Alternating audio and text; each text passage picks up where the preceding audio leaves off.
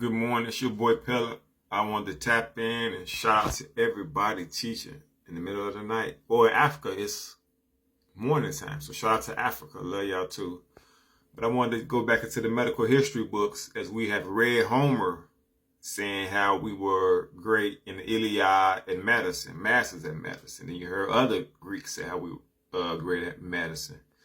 And so we're going to go to some more modern. This is from a guy named Roger Highfield. He wrote an article saying how Imhotep gave us medicine, right? And so these are real statues of ancient Kemetic, they call ancient Egyptians. You see the brother and sister, right? Black people, African people.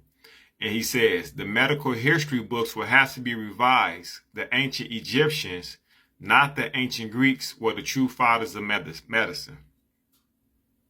Right? And so that's a quick, well, let's interpret that. Now you see, he said the medical history books will have to be revised. Ask yourself, why would something have to be revised? So when he's to revise something, he said the medical history books will have to be revised. The ancient Egyptians, not the ancient Greeks, were the true fathers of medicine. So Roger Highfield is telling you that somewhere someone taught him that the ancient Greeks were the true fathers of medicine. Not African people, not them. But now that he did his research, he said you got to revise it. Because it's not them, it's really these Africans who are the true fathers of medicine. Mothers and fathers, right? Shout out to the sisters. Mothers and fathers of medicine. It's Roger Highfield, how Imhotep gave us medicine. And so that just tell you, if something has to be revised, he's saying you got to revise it, right? So that means what? You, and pointing at you, you have been taught that the Greeks were the true fathers of medicine. But in reality, it's these ancient Africans. So let's read that again. The medical books will have to be revised. The ancient Africans, not the ancient people, so-called white people, right? Greeks, were the true fathers of medicine. And so when you got stuff going on, like in 2020 or whatnot, you don't find it odd that the medical history books will have to be revised and no one came and talked to the ancient Africans or the modern day so-called black people and asked them how they feel about the situation because they are the true mothers and fathers of medicine? But yeah, we don't own no hospital. We are told that we are prone to all these diseases. Why? Because it's a hustle. Not to say some of that stuff is not real. But how come they're not talking to the mothers and fathers of medicine about how do we deal with it before enslavement? How do we deal with it before colonization, right? But hold on, I want to show you something. And so we go back. That was somebody more modern, right? And so we go back to Homer, the Odyssey, written 800 BC, 756 BC. You see the brothers again from Africa. Imhotep, Hesirah, then it's Homer, the first book written in Europe, right? He says, in Egypt, the men are more skilled in medicine than any of humankind. The Egyptians were skilled in medicine more than any art. Wait, we were more skilled than... My fault. Now let's read that. Let's modernize it, right? Because we know there's a lot of hate going on from colonizers, right? It says, in Africa, the man... Now, Africa is everywhere, though. You know your history, right? Because that's also America, right?